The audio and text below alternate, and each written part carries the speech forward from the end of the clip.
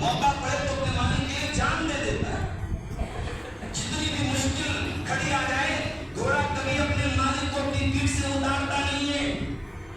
اپنے مالک کے ساتھ بے وفائی نہیں کرتا, اپنے مالک کے ساتھ غداری نہیں کرتا. اور بدلے میں مالک کیا دیتا ہے؟ تھوڑا سا چمکار دیتا ہے, تھوڑا سا پیار کر دیتا ہے, تھوڑا سا اس کو چارہ دے دیتا ہے, تھوڑا سا چنا کھلا دیتا ہے, تھوڑا سا ایک جو کھلا دیتا ہے.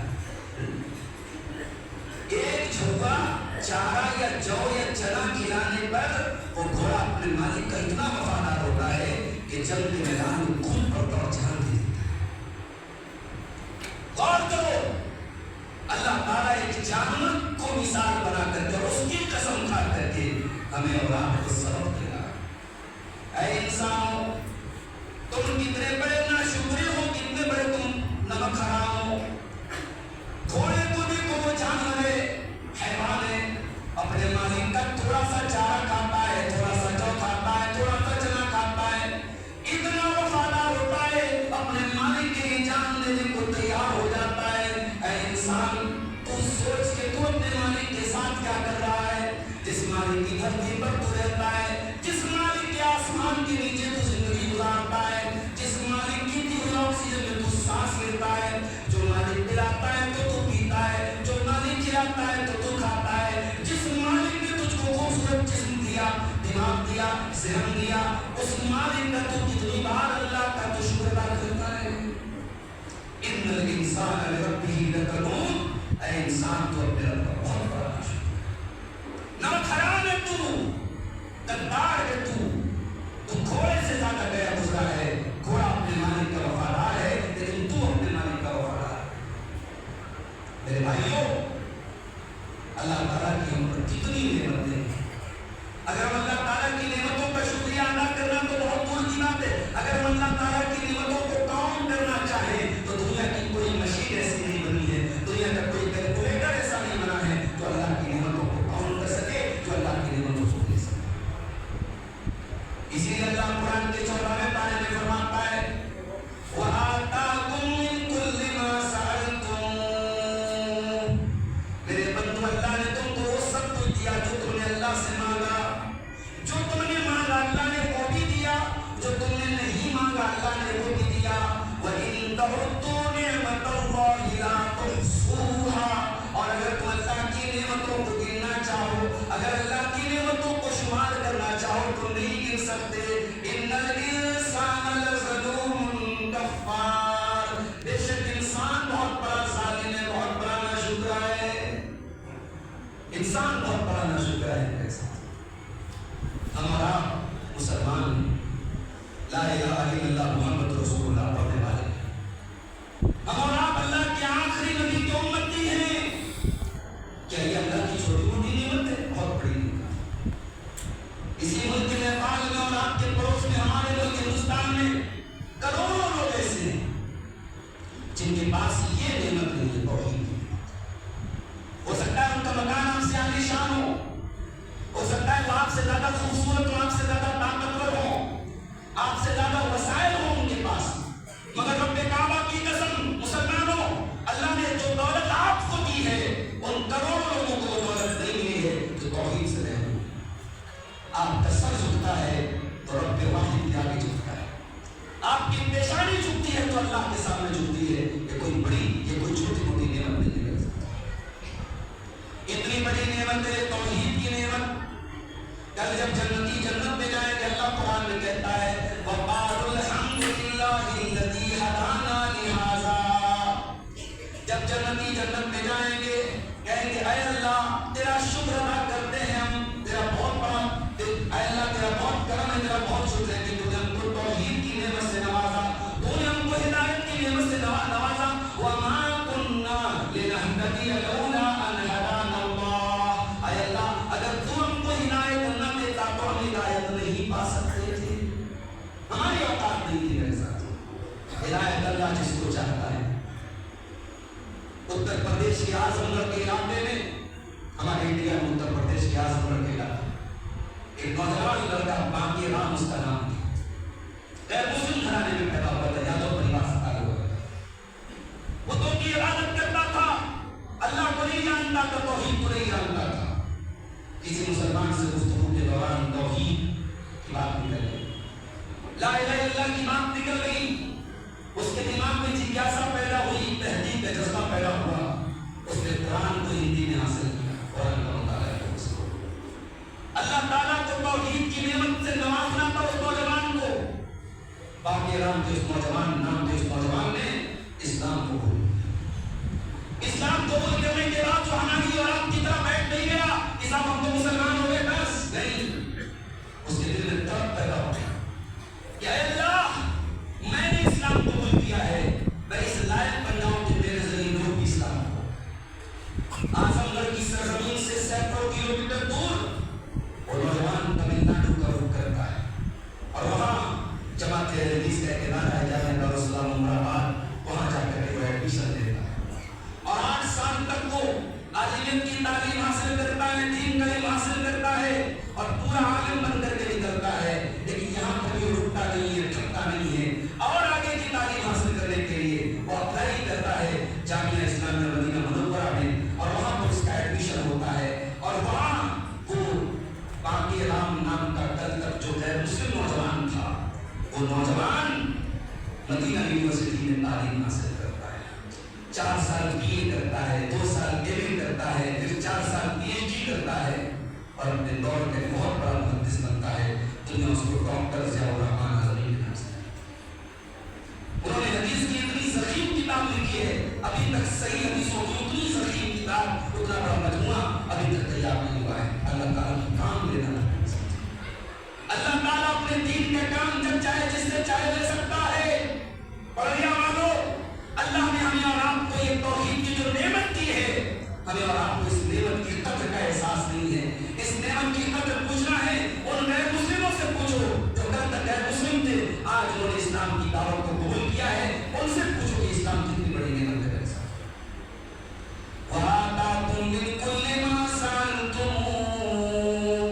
मेरे बंधु, अल्लाह ने तुमको वो सब कुछ दिया जो तुमने अल्लाह से मांगा।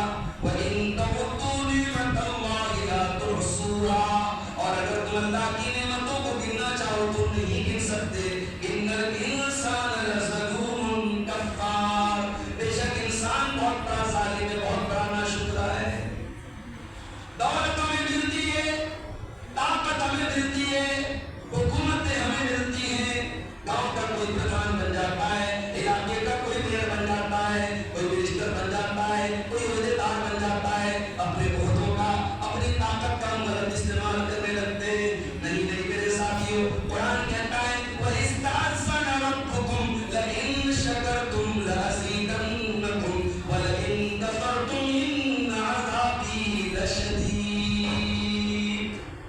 तुम्हारे परवरदिगार का ऐलान है कि तुम अगर अल्लाह का शुक्रिया अदा करोगे, अल्लाह अपनी नेमतों से मज़ीद तुमको नवाज़ेगा।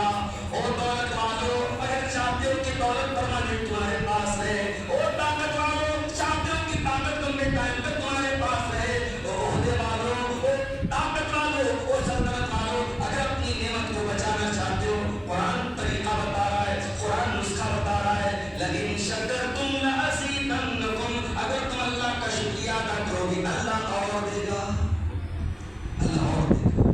और अगर नाशुक्री करोगे, अल्लाह की नेमतों का गलत इस्तेमाल करोगे, नौजवानों अपनी जवानी का गलत इस्तेमाल करोगे, खूबसूरत लड़कों और लड़कियों अपनी खूबसूरती का गलत इस्तेमाल करोगे, दौलत वालों अपनी दौलत का गलत इस्तेमाल करोगे, ओहदे वालों अपने ओहदे का गलत इस्तेमाल करोगे, तो साफ सुन लो, कुरान कहता है वलइन कफ़रतुम, अगर तुम नाशुक्री करोगे, इन्न अज़ाबी लशदीद, मेरा अज़ाब बहुत सख्त है, मेरा अज़ाब बहुत तकलीफ है।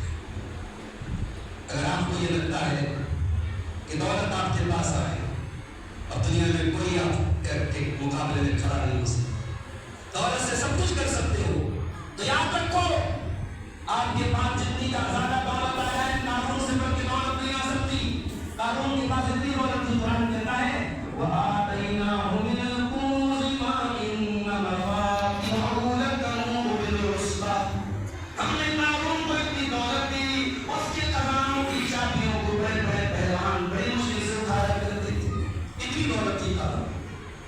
कानून जब सच सवार करके निकलता था, कानून की कौम के कमजोर ईमान वाले कहते थे काश یا لیتنا مثل ما اوتی قارون، کاش ہمارے پاس بھی اتنی دولت آ جائے جو قارون کو ملی۔ قارون کو اپنی دولت پر بڑا ناز تھا۔ قارون کہا کرتا تھا قال انما اوتیتہ علی علم، یہ دولت تو میرے علم کی بدولت مجھے ملی ہے، میری نالج اور میرے علم سے مجھے ملی۔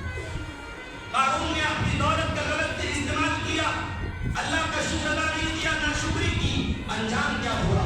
قرآن نے کہا ہے فخسفنا بہ وبدارہ الارض، ہم نے قارون کو دھسا دیا، قارون کے محل کو دھسا دیا، قارون کے خزانے کو زمین میں دھسا دیا۔ ناشکری کرو گے آپ کی دولت آپ کے کام نہیں ہے۔ اگر آپ کو یہ لگتا ہے کہ آپ بڑے باڈی بلڈر ہیں، بڑے طاقتور ہیں، دنیا میں قوم آئی تھی قوم عاد، دنیا میں قوم آئی تھی قوم سمود، ان سے بڑے باڈی بلڈر تو نہیں ہیں آپ، وہ تو اتنے بڑے باڈی بلڈر تھے۔ آپ کے نبات میں پہاڑی لوگ ہوتے ہیں، بڑے طاقتور ہوتے ہیں، وہ بھی پہاڑی لوگ تھے۔ قوم عاد کے لوگ بھی بڑے پہاڑی تھے، قوم سمود کے لوگ بھی بڑے پہاڑی تھے۔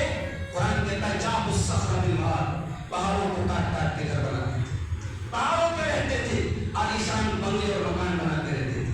اللہ کا عذاب آیا، اللہ نے پٹک پٹک کے مارا ہے، ویسی ہوا چلی ہے اس سڑے ہوئے کھجور کے تنے کی طرح ان کی لاشیں پڑی ہوئی تھی۔ اللہ کے عذاب سے ڈرو میرے ساتھ، اللہ کی پکڑ سے ڈرو، اللہ کی نعمتوں پر اللہ کا شکریہ ادا کرو۔ قرآن میں اللہ نے دو نبیوں کا ذکر کیا، باپ بھی نبی بیٹا بھی نبی، باپ بھی بادشاہ بیٹا بھی بادشاہ۔ باپ کا نام داؤد علیہ السلام، بیٹے کا نام سلیمان علیہ السلام۔ داؤد علیہ السلام کو اللہ تعالیٰ نے ان کے لیے لوہے کو نرم بنا دیا، ان کے لیے لوہا نرم کر دیا گیا، مشینوں کا دور نہیں تھا۔ داؤد علیہ السلام لوہے کی زنیں بناتے تھے، لوہے کے سامان بناتے تھے۔ اللہ کہتا ہے ہم نے فعلنا له حدید، ہم نے داؤد کے لیے لوہے کو نرم کر دیا۔ داؤد کو ہم نے لوہے کا سامان بنانے کا ہنر دے دیا، اور سلیمان علیہ السلام کو کیا دیا؟ وَلِسُلَيْمَانَ الرِّيحَ غُدُوُّهَا، سلیمان علیہ السلام کی ہم نے ہوا کو مسخر کر دیا۔ صبح اور شام، صبح سے لے کر شام تک وہ حضرت سلیمان ایک مہینے کی مسافت کا سفر طے کر لیتے تھے۔ جیسے آج آپ یہاں بیٹھے ہیں، بہراوا سے آپ کو کاٹمنڈو جانا ہے، بھائی روڈ جائیں گے کافی ٹائم لگے گا، فلائٹ سے ہے 1 گھنٹے میں، آدھا گھنٹے میں سفر کریں۔ آج فلائٹ ہے، اللہ تعالیٰ نے ان کو دی، لیکن آپ غور کیجیے کہ ہزاروں سال پہلے حضرت سلیمان کو اللہ نے ایک پاور دیا تھا، ہوا ان کے کنٹرول میں تھی۔ صبح سے دوپہر تک وہ اتنا سفر کر لیتے تھے جتنا سفر طے کرنے میں 1 مہینہ لگتا تھا، اور بڑے بڑے جنات سلیمان علیہ السلام کی خدمت کرتے تھے، ان کے حکم سے بڑی بڑی دیوی بناتے تھے، بڑے بڑے محراب بناتے تھے، بڑے بڑے لگن بناتے تھے، جنات ان کے کنٹرول میں تھے۔ اور جب سلیمان علیہ السلام سے آ کر کے ہدہد پرندے نے کہا کہ میں نے ایک عورت کو دیکھا ہے کہ وہ عورت بادشاہ بنی ہوئی ہے، ملکہ بنی ہوئی ہے، اور وہ اور اس کی قوم کے لوگ سورج کی عبادت کرتے ہیں، تو سلیمان علیہ السلام نے اپنے درباریوں سے کہا کہ کیا ہے کوئی جو اس ملکہ سبا کا تخت لا کر کے میرے سامنے رکھتی؟ ملکہ سبا کہاں رہتی تھی؟ سلیمان علیہ السلام سے ہزاروں کلومیٹر دور رہتی تھی، اور سلیمان علیہ السلام کہتے ہیں کوئی جو اس کے تخت کو لا کر رکھتے؟ ایک بہت بڑے جنات نے کہا تھا، بہت بڑے جن نے کہا انا آتی کبھی قبل ان تقوم من مقام، کہ اے سلیمان علیہ السلام میں وہ تخت لا کے رکھ دوں گا، آپ اپنی جگہ سے اٹھیں گے اس کے پہلے میں لا کے رکھ دوں گا۔ سلیمان علیہ السلام کے درباریوں میں ایک آدمی تھا جس کے پاس اللہ تعالیٰ نے کتاب کا اسپیشل اور خاص علم دیا تھا۔ قال الذی عنده علم من الکتاب انا آتیک بہ قبل ان یرتد الیک طرفک، اس نے کہا ہے سلیمان میں ملکہ سبا کا تخت آپ کی پر چمکنے کے پہلے آپ کے سامنے لا کر کے رکھ دوں گا۔ فلما رآہ مستقرا عنده قال ھذا من فضل ربی، ابھی سلیمان نے پلک جھپکائی، کیا دیکھتے ہیں؟ ملکہ سبا کا تخت ان کے سامنے رکھا ہوا ہے۔ سلیمان کی پلک جھپکنے بھر میں ملکہ سبا کا تخت رکھا ہوا ہے۔ اتنی طاقت، اتنا پاور کہ ہزاروں کلومیٹر دور سے وہ بھاری بھرکم تخت لا کے رکھ دیا گیا۔ سلیمان علیہ السلام یہ منظر دیکھنے کے بعد،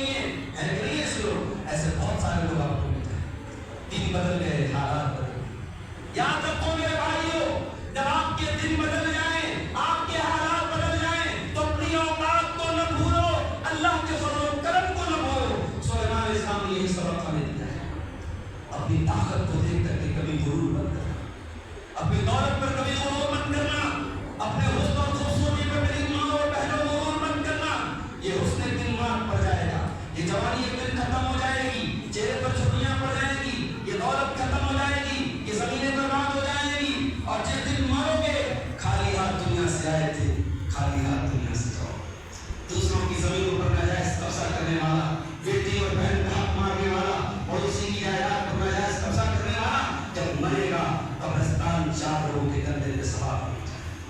اتنی طاقت بھی نہیں ہے دنیا میں اپنی فارچونر سے اور اپنی اسکارپیو سے گھومنے والا. اتنی طاقت اور حیثیت بھی نہیں ہے کہ خود سے چل کر کے قبرستان جا سکے. آج قبرستان جانے کے لیے دوسروں کے کندھے کا محتاج بن جاتا ہے. جس کے گھر میں انورٹر تھا, جس کے گھر میں کبھی اندھیرا نہیں ہوتا تھا, آج قبر میں بلیک آؤٹ بنا ہوا ہے, قبر میں اندھیرا ہے. اگر ایمان کی روشنی نہ ہوگی, اگر عمل کی روشنی نہ ہوگی, تو قبر کے اندھیرے میں نہ آپ کا بیٹا آپ کے کام آئے گا, نہ آپ کا بینک بیلنس آپ کے کام آئے گا, نہ آپ کی دنیا کی دولت آپ کے کام آئے گی. سلیمان کہتے ہیں میرا رب مجھے آزمانا چاہتا ہے کہ میں اپنے رب کا شکریہ ادا کرتا ہوں یا ناشکری کرتا ہوں. ومن شکر فإنما یشکر لنفسہ, اور جو شکریہ ادا کرتا ہے وہ یہ جان لے وہ اللہ کا کوئی بھلا نہیں کرتا ہے. شکریہ ادا کرنے والا اپنے لیے کرتا ہے. ومن کفر فإن ربی غنی کریم, اور جو ناشکری کرتا ہے وہ یاد رکھے کہ میرا رب بہت بے نیاز ہے, بہت کرم والا ہے. مسلمانوں, آج مسجدیں ترس رہی ہے نماز میں. مسلمان اپنے آپ کو لا الہ الا اللہ پڑھنے والا, اللہ کا بندہ کہنے والا, محمد رسول اللہ کا امتی کہنے والا, آج اپنے رب کی بارگاہ میں 5 ٹائم کی نماز پڑھنے کو تیار نہیں ہے. اور بڑا بزنس مین ہے بھائی کو, اس کے پاس دکان ہے, اس کے پاس کاروبار ہے, اس کو نماز کی فرصت نہیں ہے, نماز پڑھنے کا ٹائم نہیں ہے اس کے پاس. کان کھول کر کے سنو مسلمانوں, کان کھول کر کے سنو میری پیاری ماں اور بہنوں, آپ کا کام, آپ کا کاروبار, آپ کا بزنس نماز سے بڑا نہیں ہے, نماز سے اہم نہیں ہے. اللہ قرآن میں کہتا ہے میرے نیک بندے وہ ہوتے ہیں رجال لا تلہیہم تجارۃ ولا بیع عن ذکر اللہ. میرے نیک بندے وہ ہوتے ہیں کاروبار بھی کرتے ہیں, لین دین بھی کرتے ہیں, مگر ان کا کاروبار کبھی نماز سے ان کو واقف نہیں. یہ نماز میرے نبی کی آنکھوں کی ٹھنڈک, میرے نبی کے دل کا قرار, یہ نماز مومن کو اللہ سے قریب کرنے والی. کم سے کم 5 ٹائم نماز پڑھو میرے بھائیوں, تب یہ مانا جائے گا کہ واقعی میں آپ اللہ کا شکر ادا کریں. اپنے نوجوان ساتھیوں کو بھی ایک پیغام دینا چاہتا ہوں. میں بڑی ذمہ داری کے ساتھ یہ بات کہنا چاہتا ہوں. نیپال کی سرزمین پر کھڑا ہوں, بڑے افسوس کے ساتھ کہنا پڑتا ہے, نیپال کا جب ذکر آتا ہے اور نیپال کا جب نام لیا جاتا ہے تو ذہن میں شراب کا نام آتا ہے, ذہن میں عیاشیوں کا نام آتا ہے. ایک بہت بڑی تعداد نیپال میں شراب اور شراب کے لیے آتی ہے. آپ اس نیپال کی سرزمین پر رہتے ہیں, آپ کی ذمہ داری ہے کہ آپ اس ماحول میں رہ کر کے ان 2 بے حیائی کی چیزوں سے اور ان 2 چیزوں سے اپنے نام رکھیں. مسلمان اپنے آپ کو شراب سے دور رکھے اور مسلمان اپنے آپ کو زنا سے دور رکھے. یاد رکھو میرے ساتھیوں, یہ جوانی شراب و شراب میں بہانے کے نہیں ہے. یہ جوانی اللہ کی بہت بڑی نعمت ہے. یہ جوانی میں جو کام آپ کر لیں گے تب بڑھاپے میں نہیں کر پائیں گے. آپ کی جوانی کی عبادت, آپ کی جوانی کی نماز, آپ کی جوانی کا سجدہ اللہ کو جتنا محبوب ہے, 50 سال 60 سال کے ہونے کے بعد آپ کی عبادت میں وہ دم نہیں رہے گا, وہ ویلیو نہیں رہے گی جو آپ کی جوانی کی عبادت ہے. میرے نوجوانوں, اپنی جوانی پر اللہ کا شکر ادا کرو اور جوانی کا صحیح استعمال کرو. اسے شراب میں برباد نہ کرو, اسے زنا میں برباد نہ کرو. اللہ کے نبی فرماتے ہیں کہ 5 چیزوں کے آنے سے پہلے 5 چیزوں کو غنیمت سمجھو. آپ نے فرمایا اپنی جوانی کو غنیمت سمجھو بڑھاپے کے آنے کے پہلے, اپنی تندرستی کو غنیمت سمجھو بیماری کے پہلے, اپنی دولت کو غنیمت سمجھو غریب ہونے کے پہلے, اپنے وقت کو غنیمت سمجھو بزی ہونے کے پہلے, اور اپنی زندگی کو غنیمت سمجھو موت کے آنے. ہمارے سماج میں جن کو اللہ نے دولت سے نوازا ہے, جو خوشحال ہے, ان سے بڑے ادب کے ساتھ کہنا چاہوں, ارے سلیمان علیہ السلام کا ایگزامپل تمہارے سامنے موجود ہے, ان کا نمونہ تمہارے سامنے موجود ہے. سلیمان کے پاس اتنی دولت, اتنی طاقت تھی, مگر وہ چپ کر کے رہے, نرم رہے. انہوں نے اپنے اندر تواضع رکھی. آج 4 پیسے آ جائیں تو اکڑ آ جاتی ہے, چال بدل جاتی ہے, بولنے کا اسٹائل بدل جاتا ہے, ایٹیٹیوڈ آ جاتا ہے. خبردار, اللہ کو ایٹیٹیوڈ پسند نہیں ہے, اللہ کو تکبر پسند نہیں ہے, اللہ کو تکبر والی چال پسند نہیں ہے. بڑا کم شکل عرضی مرحا, زمین میں اکڑ کر کے نہ چلو. ہمارے پیارے نبی صلی اللہ علیہ وسلم نے تواضع کا سبب دیا. اپنے آپ کو ڈاؤن ٹو ارتھ رکھو, اپنے آپ کو نیچا رکھو, اپنے آپ کو نرم رکھو, کبھی کسی بات پر غرور مت کرو. نبی نے غرور کو پسند نہیں کیا, نبی نے تکبر کو پسند کیا. اپنی ماں بہنوں سے کہنا چاہتا ہوں, آپ رشتہ کرنے جاتی ہیں, آپ دولت والی ہیں تو بہو ہمیشہ دولت والے گھر دلانے کی کوشش کریں. خدا نہ خواستہ کوئی اچھا رشتہ دیکھنے چلی نہیں, لڑکی کے گھر والے کمزور ہیں, چھوٹا موٹا گھر ہے, کمائی کا ذریعہ چھوٹا موٹا ہے, تو یہ کہتے کہ دیر نہیں لگتی, ارے یہ لوگ ہمارے برابر ہے, یہ لوگ ہمارے ارے کون سا اسٹیٹس؟ دولت کمانے کی وجہ سے آپ کا اسٹیٹس اونچا ہو گیا؟ نہیں. جتنی بھی دولت آ جائے، جتنی بھی طاقت آ جائے، ہو تم انسان، ہو تم حقیر، پانی کی قطرے سے پیدا ہوئے انسان، ہو تم مٹی کے بنے ہوئے انسان. اے انسان، اپنی دولت پر غرور مت کرو. میری پیاری ماں اور بہنوں، آج شادی بیاہ میں، اپنے گھر میں بہو لانے میں، اپنی بیٹیوں کی شادی کرنے میں دینداری کو ترجیح دو. دینداری کو ترجیح دو، دین کو ترجیح دو. اللہ کے پیارے نبی نے اپنے سب سے لاڈلی بیٹی حضرت فاطمہ کی شادی کی حضرت علی سے کی. علی بہت پیسے والے نہیں تھے. علی کے پاس تو اتنا پیسہ بھی نہیں تھا کہ بیوی کے لیے مہر کا انتظام کر سکے، ولیمہ کا انتظام کر سکے. ان کے پاس ایک زرا تھی. اللہ کے نبی نے اس زرا کو بیچ کر کے کہا کہ اس سے تم ولیمہ کا اور مہر کا انتظام کرو. میرے عزیزوں، نبی نے کیریکٹر دیکھا ہے، نبی نے کردار دیکھا ہے. آج سماج میں کردار بہت بعد میں دیکھا جاتا ہے. دولت دیکھی جاتی ہے، اسٹیٹس دیکھا جاتا ہے، سامنے والے کا گھر-بار دیکھا جاتا ہے. نتیجہ یہ ہے ہمارے شادیاں کم ہو رہی ہیں، طلاق زیادہ ہو رہا ہے. شادی کے 1 سال کھلا ہو رہا ہے، طلاق ہو رہا ہے. ناجائز رشتے جنم لے لیں. کیوں؟ ہم نے ہر جگہ دین کو چھوڑ کر کے ہم نے دنیا کو ترجیح دی ہے. اللہ کے پیارے نبی نے فرمایا تنکح المرأة لأربع.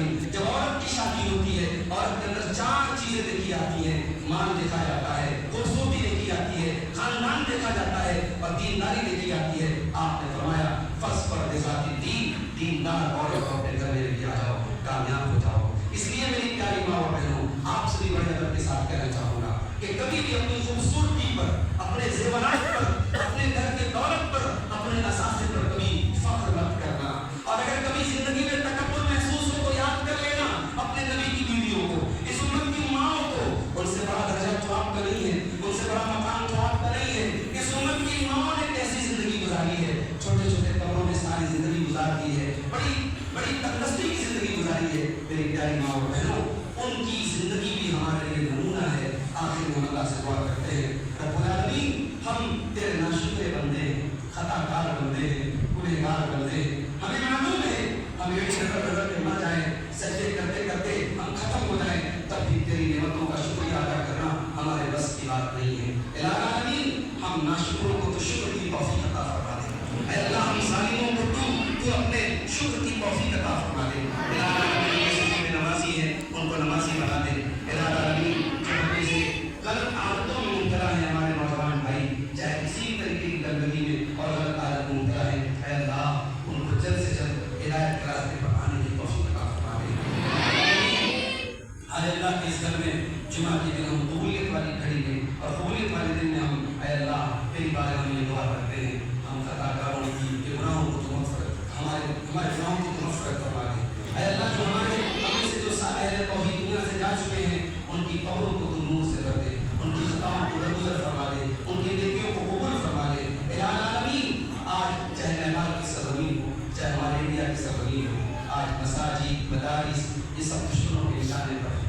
مساجد دشمنوں کے نشانے پر ہیں. دینی علاج بند کرنے کی سازشیں چل رہی ہیں. اے اللہ، یہ مسجدیں، یہ مدرسے، یہی تو دین کی بنیادیں ہیں، یہی تو دین کے اڈے ہیں. اے اللہ، تو اپنے کرم سے ان کی حفاظت